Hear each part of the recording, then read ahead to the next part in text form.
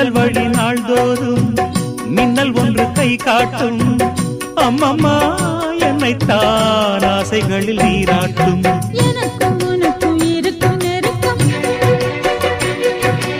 இளமை தொடங்கி முதுமை வரைக்கும். இரவும் பகலும் உறவை வளர்க்கும், இடையில் இருக்கும் தடையை தகர்க்கும்.